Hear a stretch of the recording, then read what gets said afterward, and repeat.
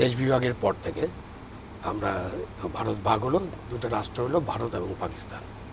ভারতে যেটা দেখা গেল সেখানে তারা ব্রিটিশ যে আমলাতন্ত্র আছে এবং ইন্ডিপেন্ডেন্ট যে গণকর্মচারী আছে সেটাকে তারা রক্ষা করার চেষ্টা করলো, তাকে শক্তিশালী করার চেষ্টা করলো।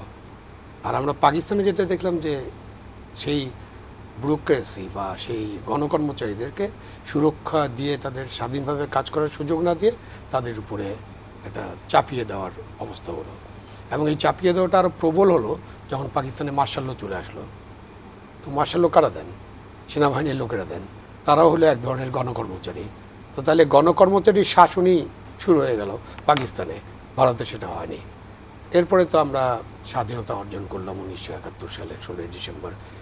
তারপরে যে আমরা উত্তরাধিকার সূত্রে পেলাম, তাদেরকেও আমরা রাজনীতিবিদরা তখন তাদেরকে ব্যবহার করা শুরু করলেন তাদের দলীয় স্বার্থে। এবং গত 54 বছর ধরে সেটা হয়েছে।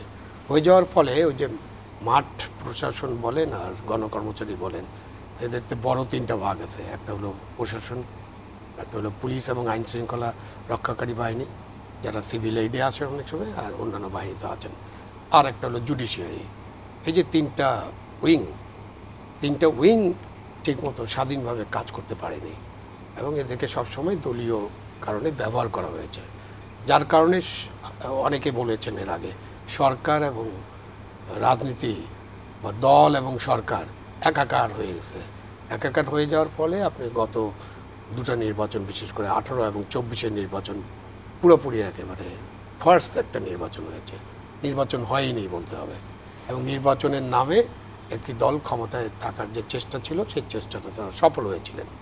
এবং তার কারণেই এবং অন্যান্য অনেক কারণে দ্রব্যমূল্য, আপনার লুটপাট, টাকা পাচার, মুদ্রাস্ফীতি, এসব অনেক কারণে অর্থনৈতিক যে অবস্থা, গরিব মানুষের যে চ্যালেঞ্জ লাইফ, সব মিলিয়ে একটা আন্দোলনের মধ্য দিয়ে, কোটা আন্দোলন দিয়ে যার শুরু, এক দফা দিয়ে যার শেষ, এবং একটা সরকার পতন হয়েছে এবং সরকারের প্রধান দেশ ছেড়ে চলে গিয়েছেন।